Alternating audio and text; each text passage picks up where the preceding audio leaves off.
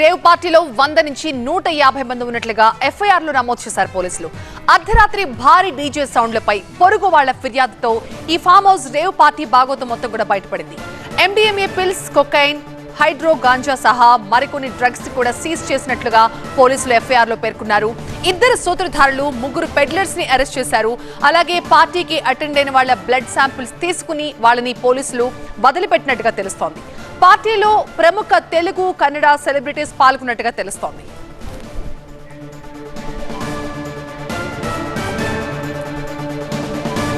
మా ప్రతినిధి ప్రణీత మనకి మరింత సమాచారం ఇచ్చేందుకు లైవ్ లో జాయిన్ అవుతున్నారు. ప్రణీత, కన్నడ, తెలుగు ఇండస్ట్రీస్ కి సంబంధించిన సినీ సెలబ్రిటీస్ తో పాటుగా పలువురు రాజకీయ ప్రముఖులు కూడా ఇందులో పాల్గొన్నట్టుగా తెలుస్తోంది.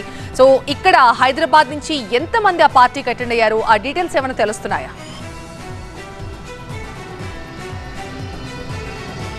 ఓవరాల్ డ్రగ్స్ పార్టీకి సంబంధించి ఇక్కడ హైదరాబాద్లో నిరంతరం ఫామ్ హౌస్ల పైన పోలీసుల నిఘా ఉండటం కావచ్చు, ఎప్పటికప్పుడు డ్రగ్స్ పార్టీస్ పైన నార్కోటిక్ పోలీసులకు వెళ్తున్నటువంటి సోర్స్ కావచ్చు. సో ఫామ్ హౌస్ల సెంట్రిక్గా ఇక్కడ పోలీసుల గట్టి నిఘా కారణంగానే ఇక్కడ హైదరాబాద్ నుండి బెంగళూరుకి వెళ్ళి అక్కడ ఫామ్ హౌస్లో పార్టీని ఏర్పాటు చేశారు. సో నిన్న పోలీసులు నమోదు చేసినటువంటి ఎఫ్ఐఆర్ కూడా చాలా క్లియర్గా చూడొచ్చు. బెంగళూరు ఎలక్ట్రానిక్ సిటీలో పోలీసులు నమోదు చేసినటువంటి ఎఫ్ఐఆర్ ఇది. నిన్న ఈ డ్రగ్స్ పార్టీకి సంబంధించి ఎక్కడైతే ఈ పార్టీ జరిగిందో జిఆర్ ఫామ్ హౌస్కి సంబంధించినటువంటి పేరు కూడా ఇక్కడ ప్లేస్ ఆఫ్ అఫెన్స్ కింద మెన్షన్ చేశారు. అట్లాగే మొత్తం ఈ పార్టీకి సంబంధించి వాసు అనే వ్యక్తి కీలకంగా ఉన్నారు. సో వాసు బర్త్డేని కోట్ చేస్తూ ఒక పేరును sunset to sunrise victory పేరుతో ఈ ఈవెంట్ను నిర్వహించారు.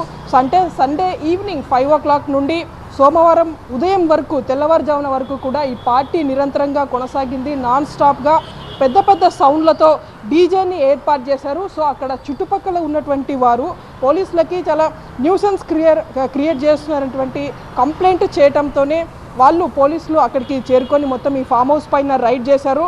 సో పోలీసులు ఉన్నటువంటి టైంలో దాదాపు 100 నుండి 150 మంది యువకులు ఆ ఫామ్ హౌస్ లోపల రేవ్ పార్టీలో ఉన్నట్లు చాలా క్లియర్గా ఇక్కడ మెన్షన్ చేశారు.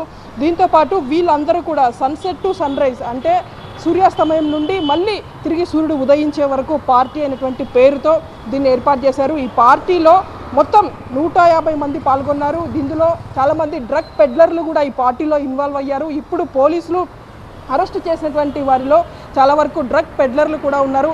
ఇక్కడ మనం చూడొచ్చు, బెంగళూరు సిసిబి పోలీసులు స్పాట్కి వెళ్ళి రైడ్ చేశారు. సో బెంగళూరు సిసిబి పోలీసులు వెళ్ళేటువంటి టైంలో మొత్తం అందులో ఉన్నటువంటి డ్రగ్ పెడ్లర్లు 3 కూడా సిద్దికి, రాజ్బావ్, రణధీర్ ఈ 3 కూడా డ్రగ్ పెడ్లర్స్గా ఉన్నారు. అంటే పార్టీకి వచ్చినటువంటి వాళ్ళకి వీళ్ళు డ్రగ్స్ని సప్లై చేస్తూ ఉన్నారు. ఇందులో పోలీసులు పేర్కొన్నటువంటి ఎఫ్ఐఆర్లో మాత్రం ఒక్క నిందితుడి పేరు కూడా పేర్కొనలేదు. మొత్తం అందరినీ కూడా అదర్స్ పేరుతో మెన్షన్ చేశారు. సో ఆ పార్టీకి వెళ్ళినటువంటి వారికి కేవలం నోటీసులు మాత్రమే ఇప్పటి వరకు పోలీసులు జారీ చేశారు. నిన్న రాత్రి వాళ్ళందరినీ నోటీసులు ఇచ్చి పంపించారు. అంటే వాళ్ళందరికీ సంబంధించిన బ్లడ్ శాంపుల్స్ని ఆల్రెడీ ఫామ్ హౌస్లోనే కలెక్ట్ చేశారు. సో వాళ్ళు డ్రగ్స్ తీసుకుంటారా లేదా అనేటువంటిది బయటపడాలంటే ఆ మెడికల్ రిపోర్ట్ రావాల్సి ఉంటుంది. సో ఆ మెడికల్ రిపోర్ట్ వచ్చిన తర్వాత దాన్ని సెంట్రిక్గా చేసుకొని వాళ్ళందరినీ కూడా విచారణకు పిలవబోతున్నారు.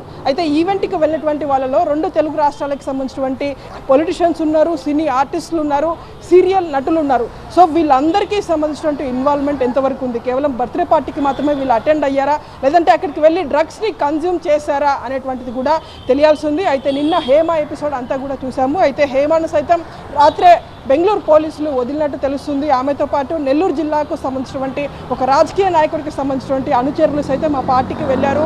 వారిని సైతం నిన్న రాత్రే వదిలేశారు పోలీసులు. అయితే తిరిగి వాళ్ళకి నోటీసులు ఇచ్చి ఎప్పుడు విచారణకు రమ్మన్నా సరే రావాల్సిందే అనేటువంటి ఒక నోటీస్ కాపీని అయితే వాళ్ళందరికీ జారీ చేశారు. రైట్ ప్రణీత.